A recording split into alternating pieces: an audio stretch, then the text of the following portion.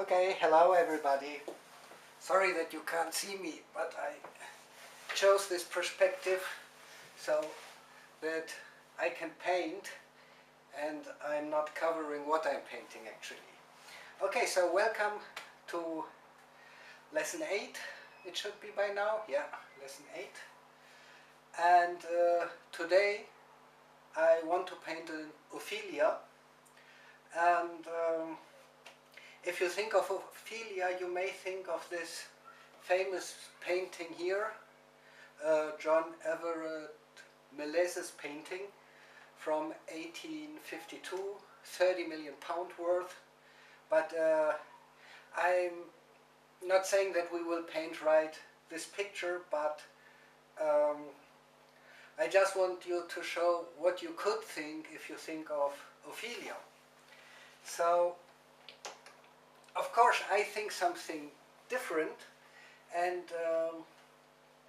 yeah, you should go for that, what you think and feel about Ophelia. Okay, sure, if you don't know the play, you shouldn't paint Ophelia at all, that's obvious. But if you have like a character you like for some reason, or you have a strong feeling when you hear the story and such, then this could be something you want to depict in a picture. And if you think of Ophelia, in this case here, this is a very strong depiction because it kind of depicts a unique scene. The moment where she's floating just before she drowns. So in terms of, if you want to make your character recognizable, then of course you choose inventory, like here the flowers or the willow, all things mentioned in Shakespeare's play. So in that sense, this might be a wonderful illustration, but it is something else. And this something else is what I am trying to show you in this lesson. So the topic of this lesson is how to, let's say, how to choose elements to make a painting like recognizable, referring to something outside of the painting, but at the same time transporting your own unique view to it. Okay, so what's my view on Ophelia? Well, beside the obvious, well-known story, she got remorses, went mad, picked flowers, fall from a willow and drowned. Okay, before she drowned she floated a while. For me the key elements is the madness and the fact that her madness drove her into death. So in my feeling I want to paint Ophelia drowned, so like right now after this little scene here. You don't have to go for it, you don't have to go even for an Ophelia painting. Just go for a character you know well, which transports something for you, and try to grasp whatever it transports for you. And for me it's madness driving somebody into death. So obviously to do that I have to paint her face like underwater and not floating above, and this is kind of a tricky thing.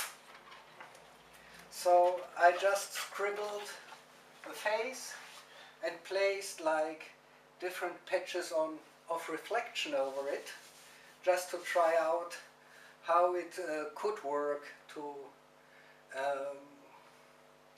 place a face underwater. So water is like type of a regular or irregular pattern of reflections and I just tried different ripples and waves. This is nothing I really want to repeat in the painting, but something just to get confident with the idea, okay, I can place a face like down water. I will keep that as a cheat sheet here, sticking it to something so I can see it. And then I kind of try to visualize what kind of things I want in my painting, and I scribbled down many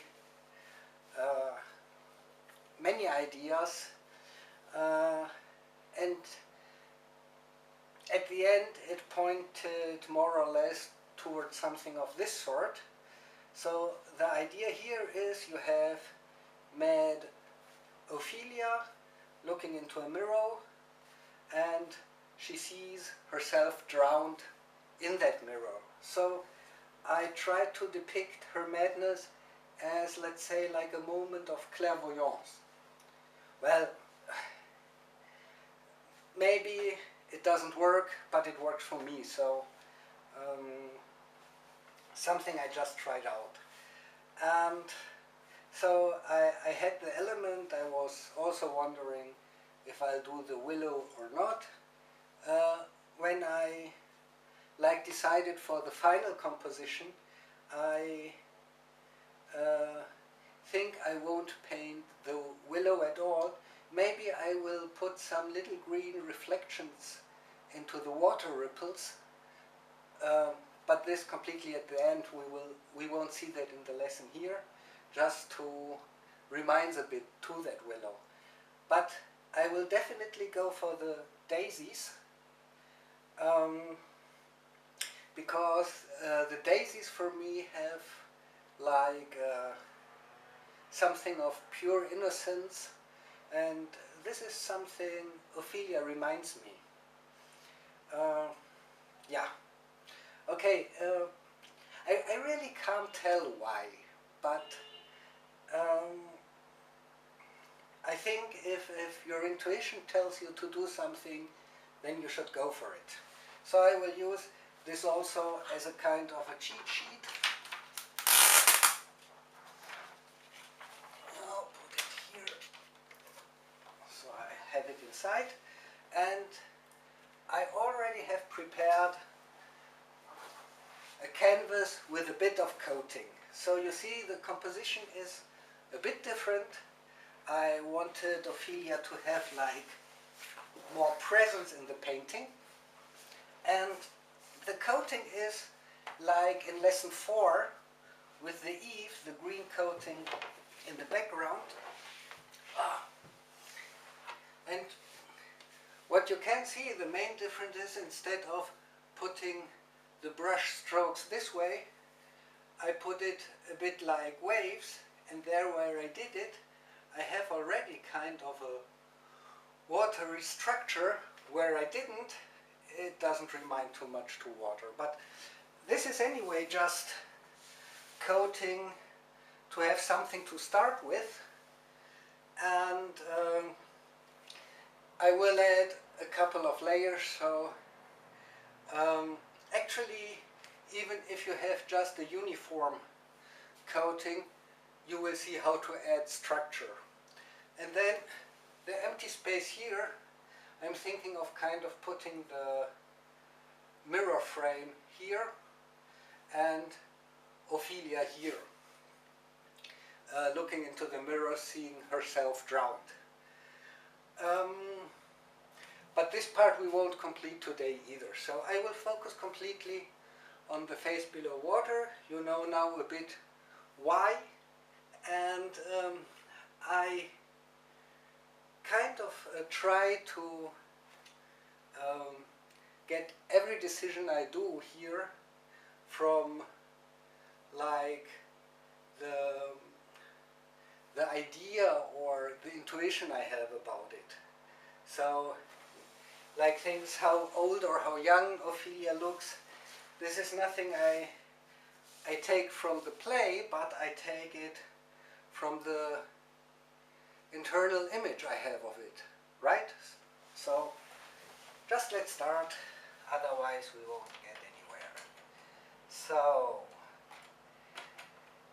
my my piano teacher actually always told me start with the most difficult, always.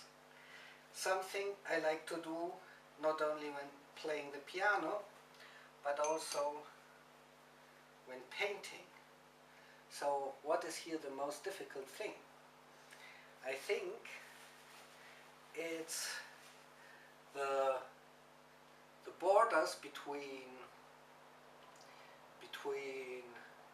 the face and the open water.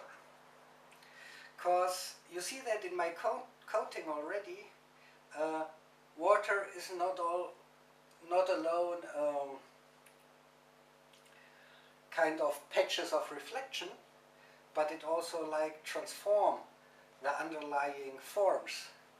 You can see that here in the ear, and it like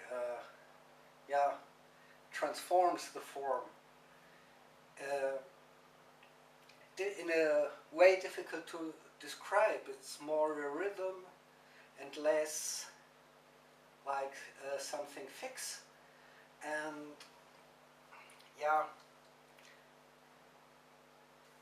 okay.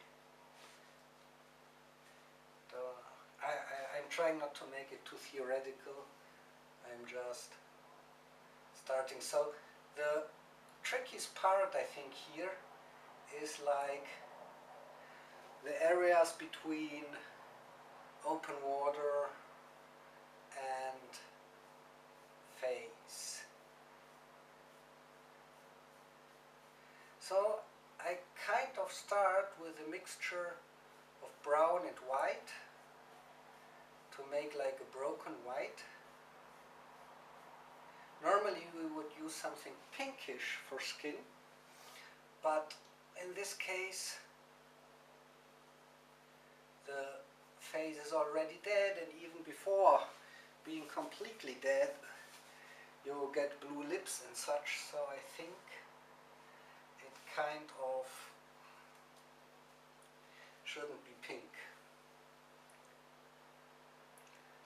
Okay, so let's try this.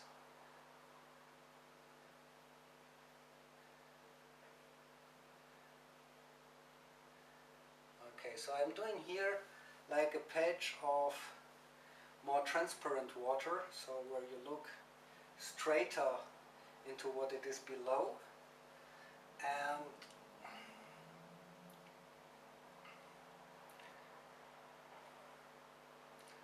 like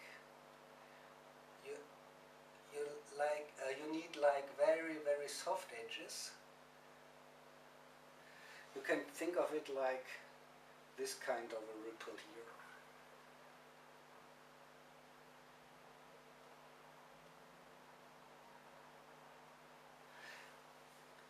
And sure, I'll give her some hair, so this is like where I want to place hair of some sort.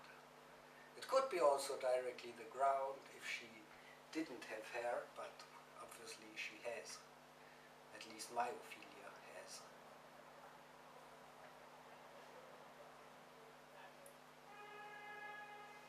And this is like about very soft edges.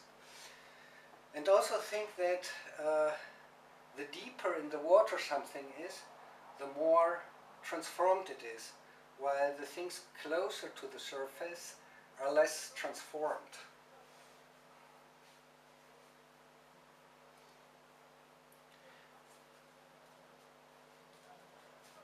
Okay, so let's kind of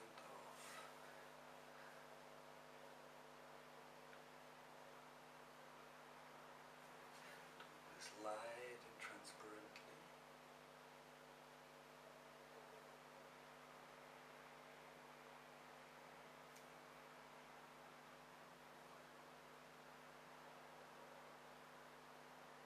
And you see, I use very little color to keep it transparent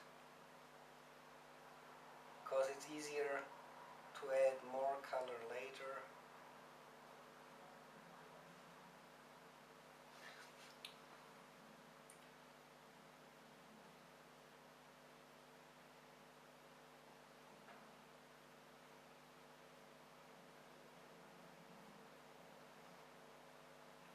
And here I don't use so much deformation, more here with the ear, right?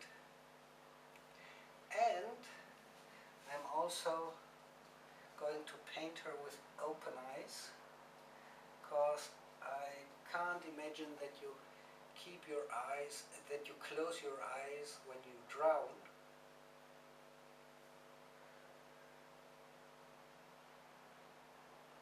So I'm going for open eyes here.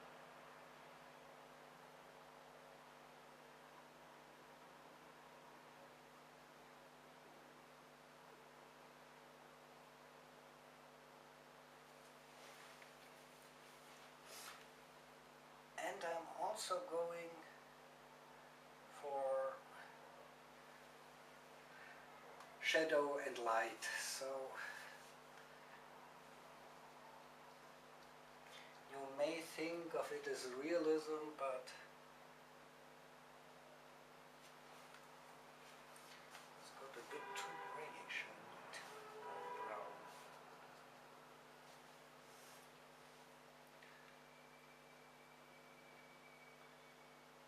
So this creates this nice broken pink.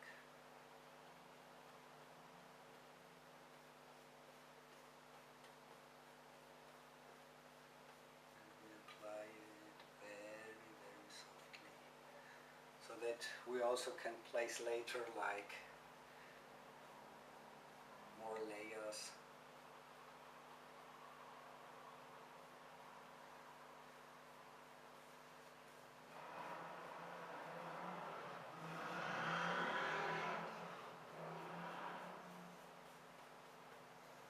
So now you got an impression how it could look like with open eyes. If you don't like it, you still can close it by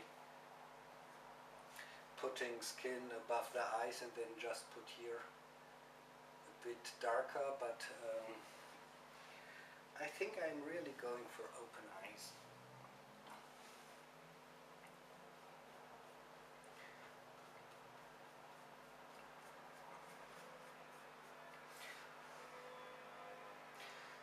Okay. With my cold, actually, I shouldn't be doing this. But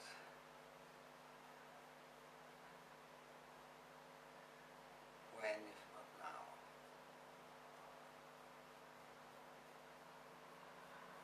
Okay. And I leave like a bit open space here and here, so that I can do a ripple later.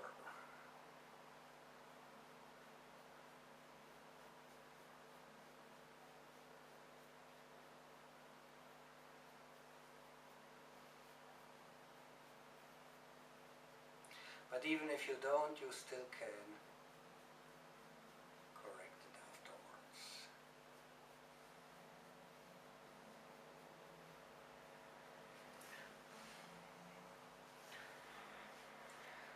Okay.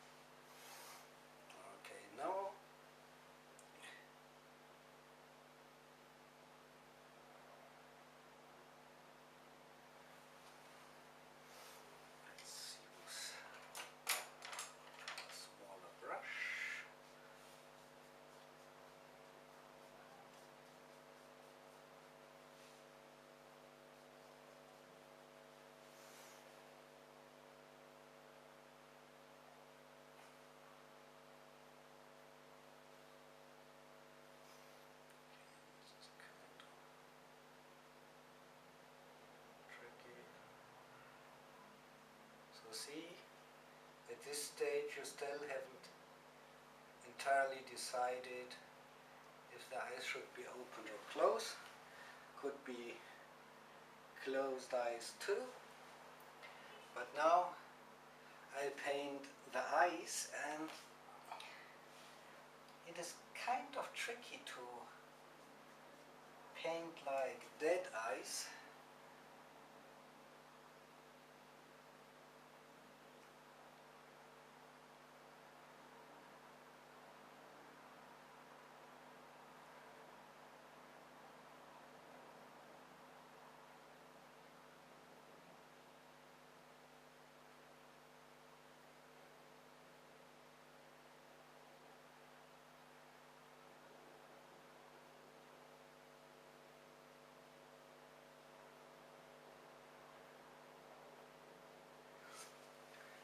Because you pretty quickly get the feeling that they're watching at you, and as soon as you have this feeling, the eyes don't seem so dead anymore. So they really have like to stare exactly into the axis the face is pointing to.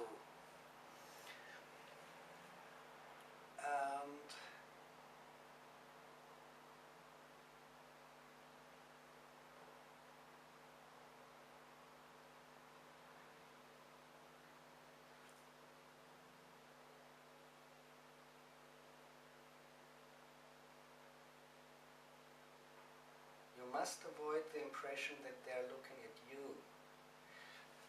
So I'm using a tiny trick. I move them a bit into that direction so that you see they're around here, but they're like covered here. And with that, it's like they're watching a tiny bit upwards, and this should do the trick.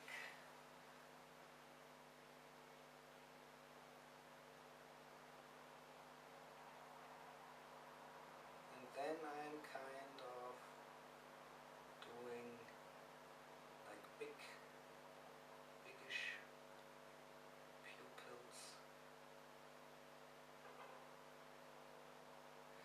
so that they don't adapt anymore to the light.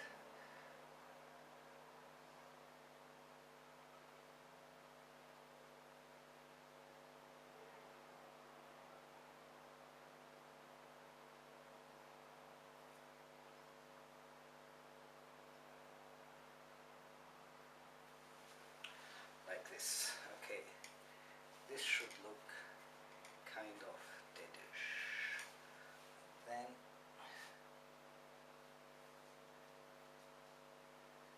I'll give her bluish eyes.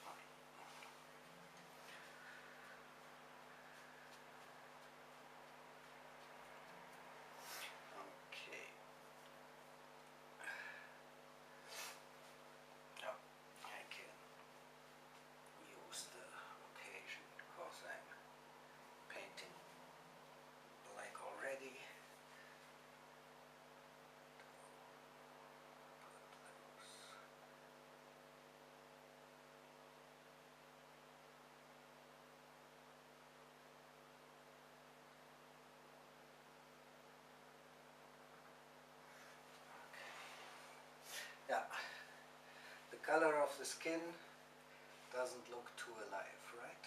It's not too pinkish.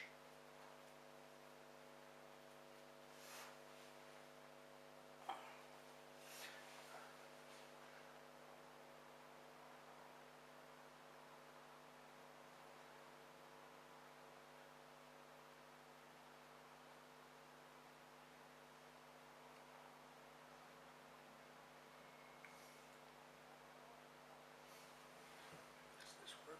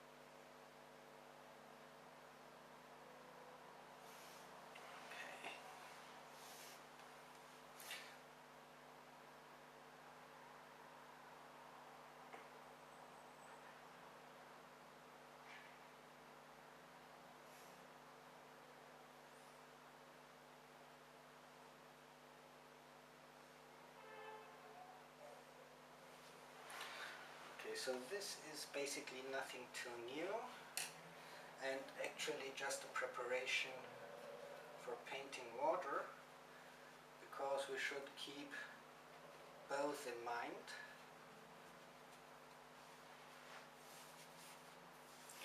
Okay, and to start with,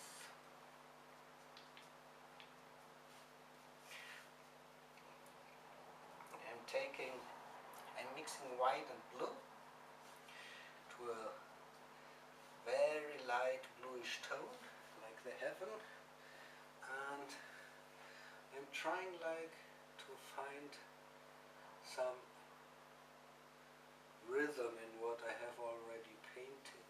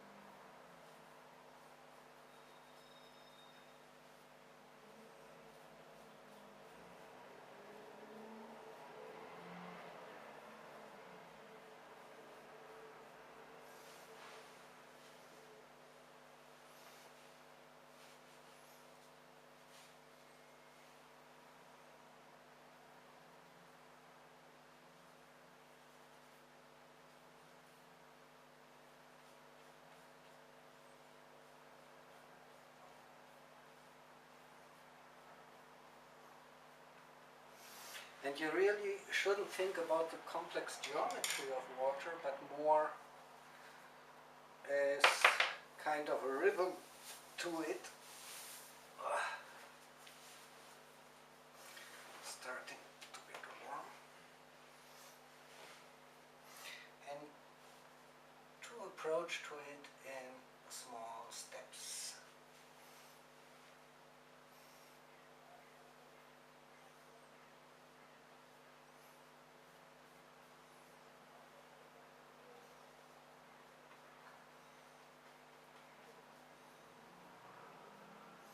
And another important thing is no sharp edges here, at least not at this step of the process. And it depends on your perspective. If you're looking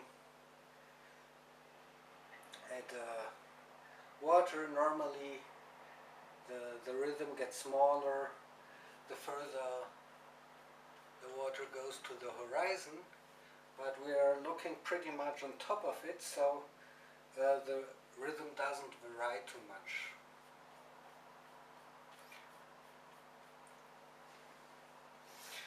Okay, so let's try out something. Okay, we have something here.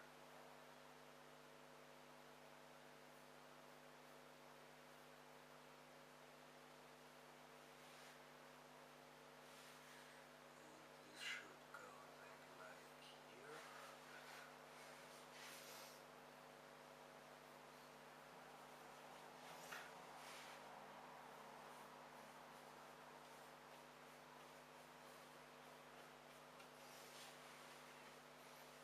Maybe not so much, but as a first shot.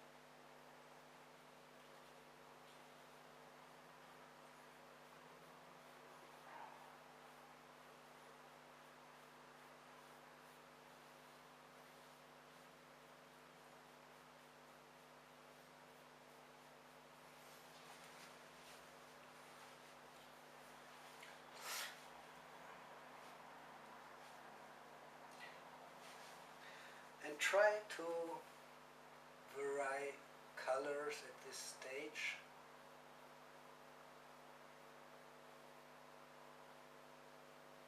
And not to think too much of it as a straight fixed pattern.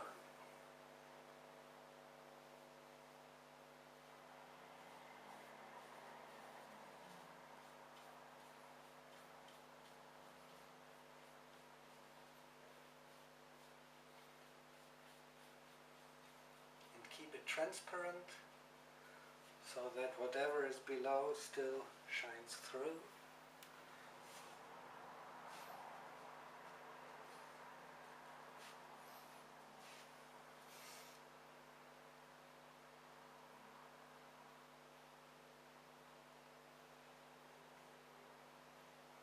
And avoid any sharp edges.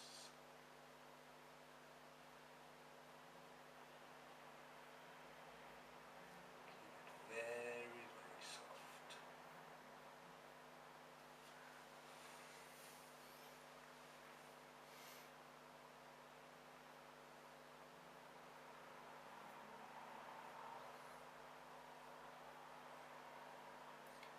Brighter and darker, pretty much like in lesson 6 with the moon.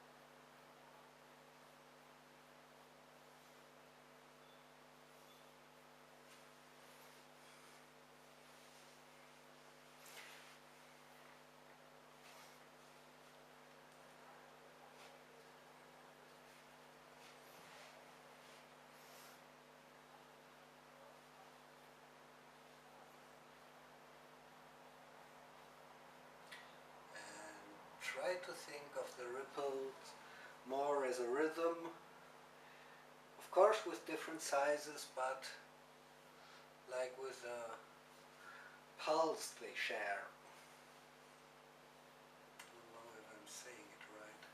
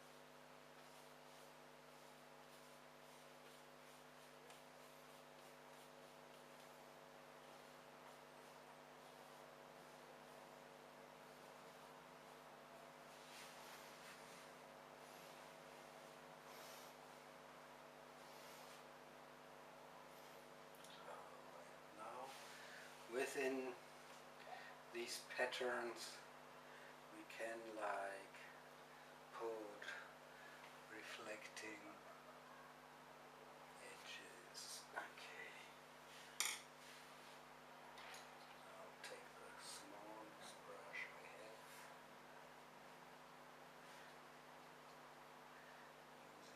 Using a lot of white.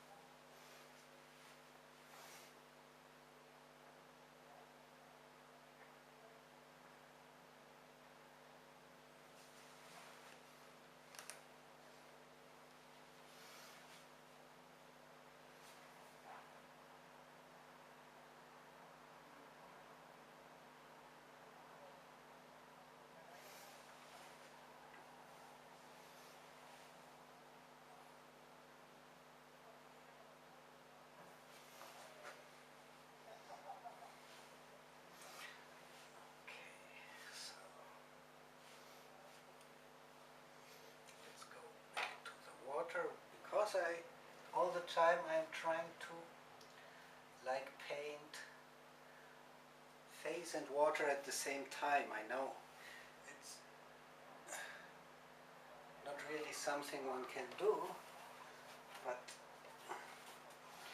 the more you change between the individual elements, the better they will be interconnected afterwards.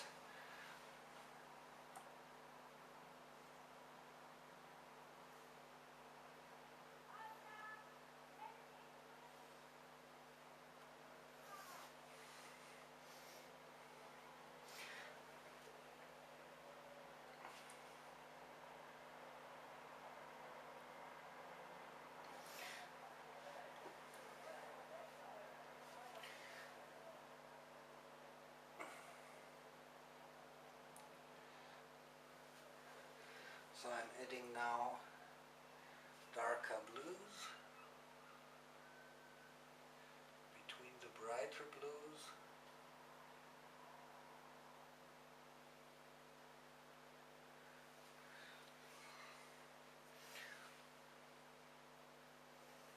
Just to get a bit a feeling what is missing, what still can be done.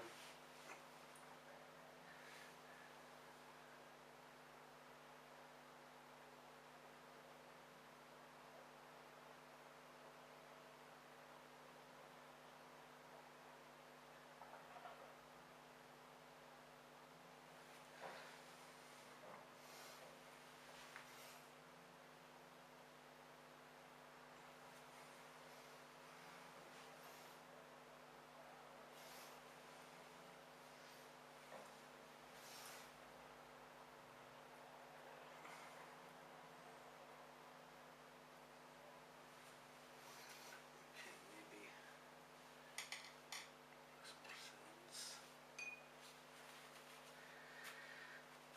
to take a brush just for the skin.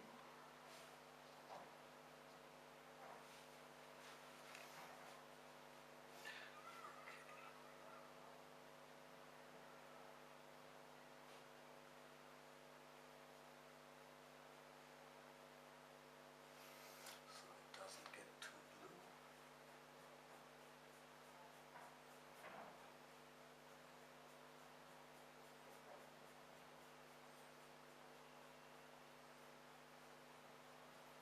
And also here I don't want too hard edges.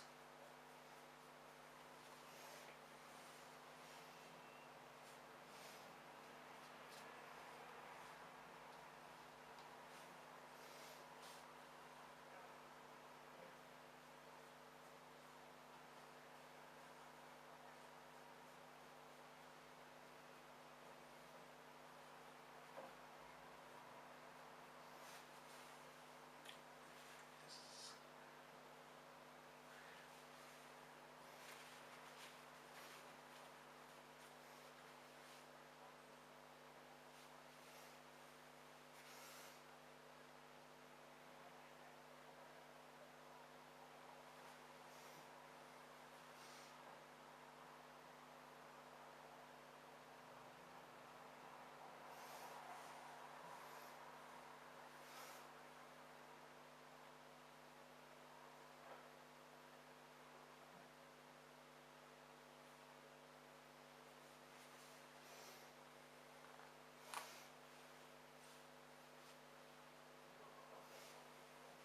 So water is nice because you don't have to bother at all about forms, but it's tricky because you have to bother about structure and rhythm.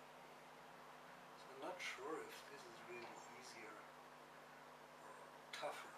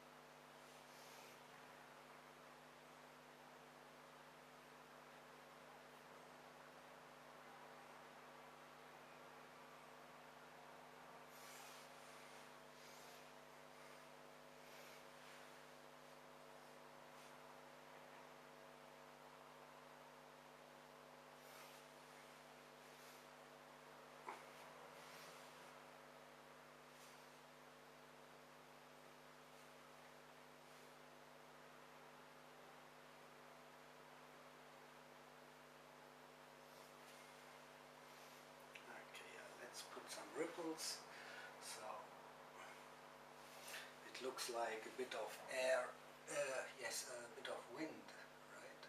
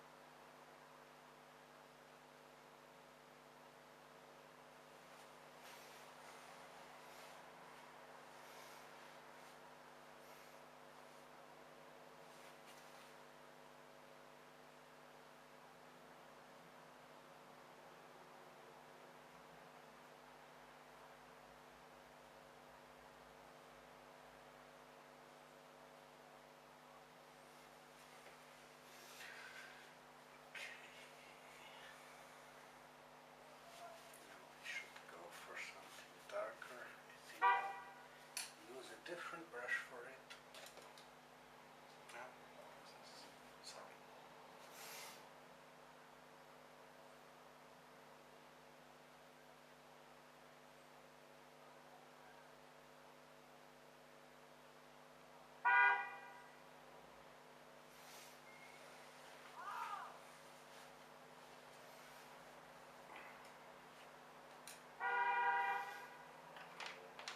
Let's stay focused on both things.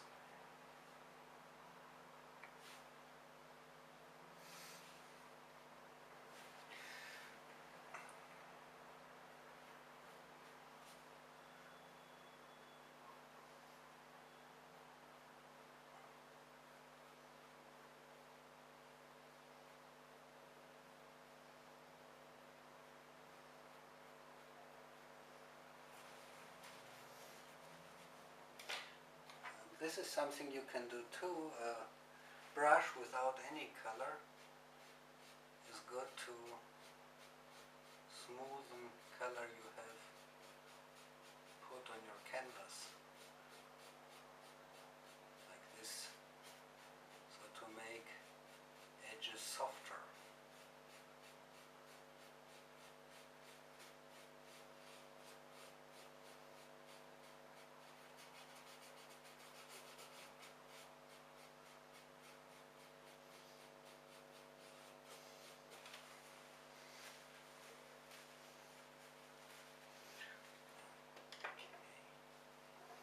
Let's add some more hair.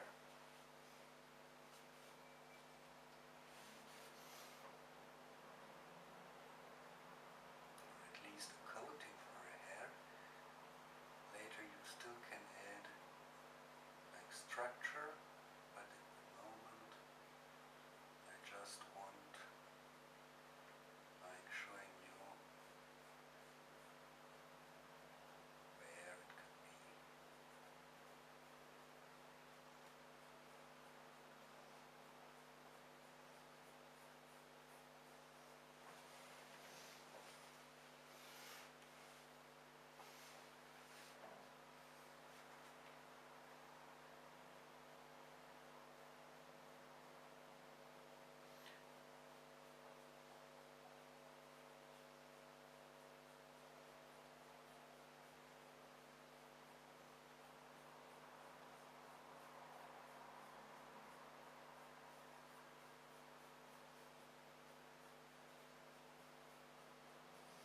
Try to stay transparent and not to get too sharp edges.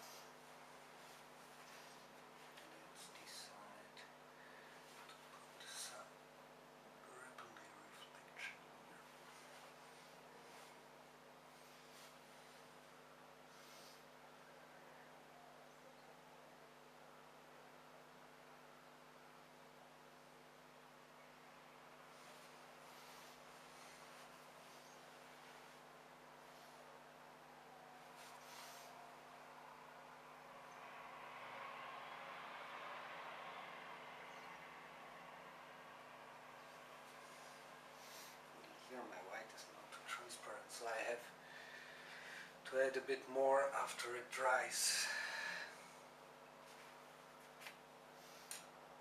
But anyway.